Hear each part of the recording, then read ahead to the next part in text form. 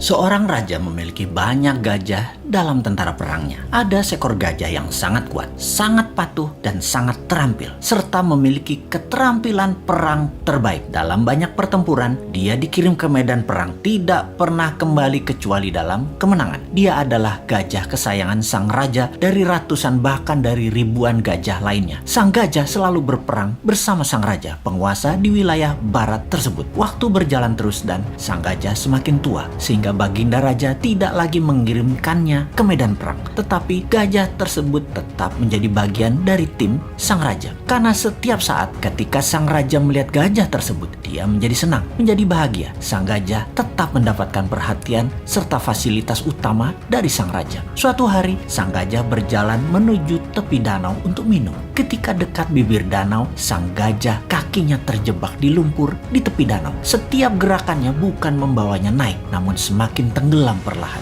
Dia terus berusaha, namun dia tetap tidak bisa mengangkat kakinya dari lumpur. Beberapa orang melihat usaha sang gajah dan tahu bahwa gajah tersebut dalam masalah besar dari nada suara teriakan belalainya. Dan berita ini pun tersebar cepat sampai akhirnya ke telinga sang raja. Semua orang panik karena tahu gajah ini kesayangan raja. Raja pun bergegas ke lokasi. Melihat gajah tadi terus tenggelam perlahan tanpa daya, sang raja memerintahkan semua orang di sekitar membantu mengangkat gajah tersebut. Mereka menggunakan berbagai cara untuk mengangkat gajah tersebut, namun tetap tidak bisa terangkat.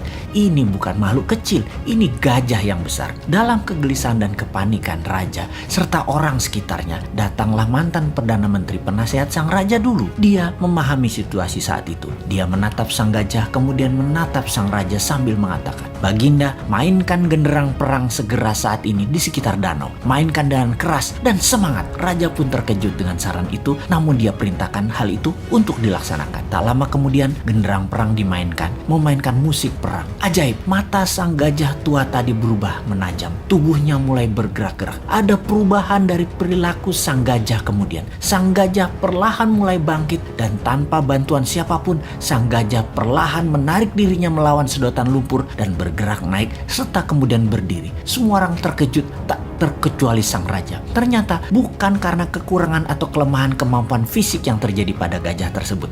Yang dibutuhkan hanya suntikan semangat dari dalam. Dan ketika hal itu didapati, semuanya terselesaikan masalah apapun yang dihadapi. Untuk mempertahankan semangat dalam diri, sangatlah perlu sahabat semua mempertahankan tujuan hidup ke depannya di dalam pikiran bawah sadar kita. Dan jangan pernah ada rasa kalah atau menyerah dalam diri kita. Sahabat, mengapa saya menceritakan hal ini? Di saat pandemi saat ini, di waktu yang berat seperti saat ini, di saat ketidakpastian menghadang di depan, kita semua harus terus menyuntikkan semangat di dalam diri serta orang-orang di sekeliling kita. Pastikan kita semua punya visi dan misi yang jelas, purpose of life, dan semangat yang besar tadi. Pastikan ada genderang perang selalu menyala dalam diri Anda. Kita harus terus bersemangat untuk selalu sehat, makan makanan yang bergizi, selalu bersama orang yang membawa diri kita ke atas, penuh cinta dan penuh tawa. Pastikan kita berhenti menyalahkan keadaan seperti ini. Juga pastikan masalah yang terjadi saat ini yang memperlakukan kita negatif seperti saat ini tidak perlu ditakuti. Banyak hal indah dan besar terjadi di sekeliling kita. Ada solusi atas apapun masalah yang terjadi saat ini. New Mind salah satu solusinya. Dan